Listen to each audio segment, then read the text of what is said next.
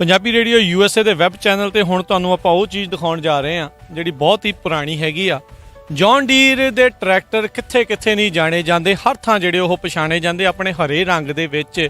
ਹਰੇ ਤੇ ਪੀਲਾ ਰੰਗ ਬਹੁਤ ਹੀ ਜਿਹੜਾ ਸ਼ਾਨਦਾਰ ਆ, ਬਹੁਤ ਹੀ ਫੇਮਸ ਆ। ਸੋ ਆਓ ਤੁਹਾਨੂੰ ਅੱਜ ਉਹਨਾਂ ਦੇ ਕੁਝ ਐਂਟੀਕ ਟਰੈਕਟਰ ਦਿਖਾਉਂਦੇ ਆ। ਇੱਥੇ ਜਿਹੜੀ ਵਰਲਡ ਐਗ ਐਕਸਪੋ ਦੇ ਉੱਤੇ ਅਸੀਂ ਆਏ ਹੋਏ ਆ ਟਲਹਰੀ ਦੇ ਵਿੱਚ। ਇੱਥੇ 4 ਟਰੈਕਟਰ ਪੁਰਾਣੇ ਜਿਹੜੇ ਉਹ ਲੱਗੇ ਹੋਏ ਆ। ਇਸ ਟਾਈਮ ਜਿਹੜਾ ਤੁਹਾਨੂੰ ਟਰੈਕਟਰ ਦਿਖਾ ਰਿਹਾ ਜਿਹਦੇ ਮੋਹਰਲੇ ਪਾਸੇ 2 ਭੀੜੇ ਟਾਇਰ, ਆਪਾਂ ਅਕਸਰ ਦੇਖਿਆ ਵੀ ਚੌੜੇ ਜਿਹੜੇ ਮੋਹਰਲੇ ਪਾਸੇ ਟਾਇਰ ਹੁੰਦੇ, ਬਿਲਕੁਲ 2 ਨਾਲ ਆ। 1936 ਦਾ ਮਾਡਲ B ਜਿਹੜਾ ਇਹ ਟਰੈਕਟਰ ਆ। 1946 ਸੰਨ ਦੇ ਵਿੱਚ ਲਾਸ ਐਲਮਟੋਸ ਦੇ ਵਿੱਚ ਇਸ ਟਰੈਕਟਰ ਦੇ ਨਾਲ 700 ਕਿੱਲਾ ਅਲਫਾ ਜਿਹੜੀ ਆ ਉਸ ਦੇ ਜਿਹੜੇ ਉਹ ਮੋਹ ਕੀਤੇ ਜਾਂਦੇ ਸੀ, ਉਸ ਦੇ ਵਿੱਚ ਮਦਦ ਕਰਦੇ ਸੀਗੇ। ਸੋ ਅੱਜ ਵੀ ਇਹ ਟਰੈਕਟਰ ਕਈਆਂ ਨੇ ਸਾਂਭ ਕੇ ਜਿਹੜੇ ਉਹ ਰੱਖੇ ਹੈਗੇ ਆ। ਬਹੁਤ ਹੀ ਸ਼ਾਨਦਾਰ ਇਹ ਚੀਜ਼ਾਂ, ਪੁਰਾਣੇ ਸੰਦ ਵੀ ਉਹਦੇ ਨਾਲ ਉੱਦਾਂ ਹੀ ਲੱਗੇ ਆ। ਆਓ ਤੁਹਾਨੂੰ ਜਿਹੜਾ ਅਗਲਾ ਇਹ ਟਰੈਕਟਰ ਦਿਖਾਉਂਦੇ ਆ। ਇਹ ਮਾਡਲ A ਟਰੈਕਟਰ ਆ, ਦੂਜੇ ਦੇ ਨਾਲੋਂ ਥੋੜ੍ਹਾ ਜਿਹਾ ਵੱਡਾ ਆ। ਇਹ ਵੀ 1936 ਦਾ ਹੀ ਆ। ਇਹ ਸੇਮ ਦੋਨੋਂ ਟਰੈਕਟਰ ਜਿਹੜੀ ਉਹ 700 ਕਿੱਲਾ ਤੁਹਾਨੂੰ ਮੈਂ ਦੱਸਿਆ ਸੀ ਨਾ, ਅਲਫਾ ਦਾ ਜਿਹੜਾ ਮੋਹ ਕਰਨ ਦੇ ਵਿੱਚ, ਵਾਹੁਣ ਦੇ ਵਿੱਚ ਇਸ ਦੀ ਮਦਦ ਕਰਦੇ ਸੀ। 1960 ਤੱਕ ਇਹ ਜਿਹੜੇ ਦੋਨੋਂ ਟਰੈਕਟਰ ਆ ਉਹ ਵਰਤਦੇ ਰਹੇ ਆ ਆਪਣੇ ਇਸ 700 ਕਿੱਲੇ ਦੇ ਫਾਰਮ ਦੇ ਉੱਤੇ। ਆਸਕਰ ਵਾਟ ਜਿਹੜਾ ਇਸ ਦਾ ਨਾਮ ਸੀਗਾ। ਸੋ ਇੱਕ ਹੋਰ ਤੁਹਾਡੇ ਮੋਹਰੇ ਇਹ ਟਰੈਕਟਰ ਦਿਖਾਉਂਦੇ ਵੀ ਜੌਨ ਡੀਰ ਦਾ ਹੀ ਆ। ਇਹ 1946 ਸੰਨ ਦਾ ਇਹ ਜਿਹੜਾ ਟਰੈਕਟਰ ਹੈਗਾ ਆ ਤੇ 26 ਹਾਰਸ ਪਾਵਰ ਦਾ ਜਨਰਲ ਪਰਪਸ। ਸੋ ਕਈ ਤਰੀਕਾਂ ਦੇ ਵਿੱਚ ਜਿਹੜਾ ਇਸ ਨੂੰ ਜਿਹੜਾ ਉਹ ਵਰਤਿਆ ਜਾਂਦਾ ਸੀ। ਇਸੇ ਤਰੀਕੇ ਦੇ ਨਾਲ ਇੱਕ ਇਹ 25 ਹਾਰਸ ਪਾਵਰ ਦਾ ਜਿਹੜਾ ਇੱਕ ਟਰੈਕਟਰ ਆ ਉਹ 1949 ਦਾ ਜਿਹੜਾ ਇਹ ਬਣਿਆ ਹੋਇਆ। ਹਰ ਤਰ੍ਹਾਂ ਦੇ ਜਿਹੜੇ ਖੇਤੀ ਦੇ ਨਾਲ ਸੰਬੰਧਿਤ ਕੰਮ ਆ ਇਹ ਜਿਹੜੇ ਇਸ ਦੇ ਵਿੱਚ ਕੀਤੇ ਜਾਂਦੇ ਸੀਗੇ। ਸੋ ਇਹ 4 ਟਰੈਕਟਰ ਉਹਨਾਂ ਨੇ ਪੁਰਾਣੇ ਜਿਹੜੇ ਆ ਉਹ ਇੱਥੇ ਲਾਏ ਹੋਏ ਨੇ, ਦਿਖਾਏ ਹੋਏ ਨੇ। ਸੋ ਬਹੁਤ ਹੀ ਖੂਬਸੂਰਤ, ਬਹੁਤ ਹੀ ਸੋਹਣੇ ਜਿਹੜੇ ਆ ਇਹ ਟਰੈਕਟਰ ਆ। ਆਓ ਦੇਖੋ ਤੇ ਆਨੰਦ ਮਾਣੋ।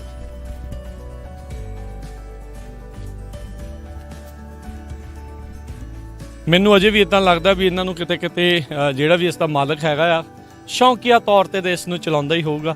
ਇਸ ਨੂੰ ਸਪੈਸ਼ਲ ਤੌਰ ਦੇ ਉੱਤੇ ਇਸਨੇ ਸ਼ਿੰਗਾਰ ਕੇ ਸਾਫ ਸੁਥਰਾ ਜਿਹੜਾ ਉਹ ਕਰਕੇ ਉਹ ਲਿਆਂਦਾ ਆ ਤਾਂ ਜੋ ਲੋਕ ਆ ਇਸ ਨੂੰ ਨਿਹਾਰਨ। ਅੱਜ ਦੇ ਜਿਹੜੇ ਤੁਹਾਨੂੰ ਕਿੱਡੇ ਵੱਡੇ ਟਰੈਕਟਰ ਦਿਖਾਏ ਸੀਗੇ ਉਹਨਾਂ ਦੀ ਸ਼ੁਰੂਆਤ ਇਹਨਾਂ ਤੋਂ ਹੋਈ ਸੀ। ਹਿਸਾਬ ਲਾ ਲਓ ਇਹ ਜਿਹੜਾ ਇਹ ਮੁੱਢ ਸੀਗਾ, ਇੱਥੋਂ ਟਰੈਕਟਰ ਜਿਹੜੇ ਉਹ ਸ਼ੁਰੂ ਹੋਏ ਤੇ ਅੱਜ ਐਡੇ ਟਰੈਕਟਰ ਆ ਵੀ ਬੰਦੇ ਭਾਵੇਂ ਉਹਦੇ ਵਿੱਚ 100 ਭਾਲੋ, ਚੱਕਰ ਹੀ ਜਿਹੜਾ ਉਹ ਕੋਈ ਨਹੀਂ।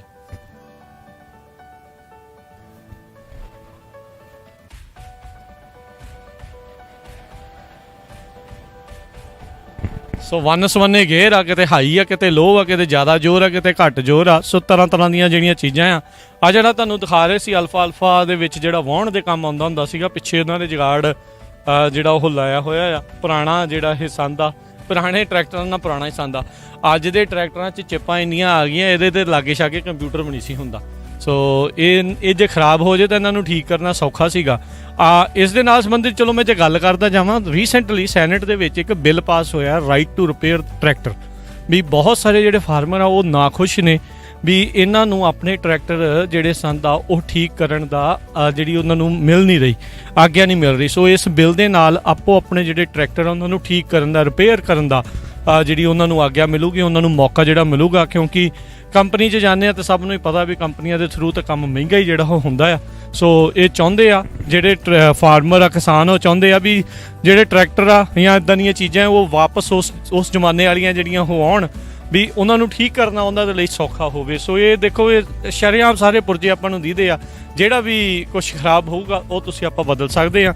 ਸੋ ਇਹਨਾਂ ਦੀ ਰਿਪੇਅਰ ਕਰਨੀ, ਇਹਨਾਂ ਨੂੰ ਚਲਾਉਣਾ, ਇਹਨਾਂ ਨੂੰ ਉਹ ਕਰਨਾ ਉਹ ਬਹੁਤ ਸੌਖਾ ਸੀ ਅੱਜ ਦੇ ਜਿਹੜੇ ਟਰੈਕਟਰਾਂ ਦੇ ਮੁਕਾਬਲੇ।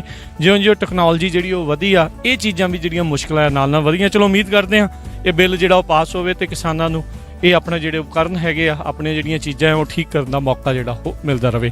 ਸੋ ਇਹ ਸੀਗੇ ਐਂਟੀਕ 4 ਟਰੈਕਟਰ ਜਿਹੜੇ ਜੌਨ ਡੀਰ ਦੇ ਜਿਹੜੇ ਉੱਥੇ ਇਹਨਾਂ ਨੇ ਬਣਾ ਕੇ ਇੱਥੇ ਇਹਨਾਂ ਨੇ ਸਜਾ ਕੇ ਜਿਹੜੇ ਉਹ ਰੱਖੇ ਹੋਏ ਆ। ਵਰਲਡ ਐਗ ਐਕਸਪੋ ਟਲਹਰੀ ਤੋਂ ਮੈਂ ਰਾਜਕਨਵੀਰ ਸਿੰਘ, ਮੇਰੇ ਨਾਲ ਅਮਰਜੀਤ ਸਿੰਘ ਜੀਤ, ਤੇ ਇੱਥੋਂ ਹੁਣ ਆਪਾਂ ਇਜਾਜ਼ਤ ਲੈਂਦੇ ਹਾਂ। ਸਭ ਨੂੰ ਪਿਆਰ ਭਰੀ ਸਤਿ ਸ੍ਰੀ ਅਕਾਲ।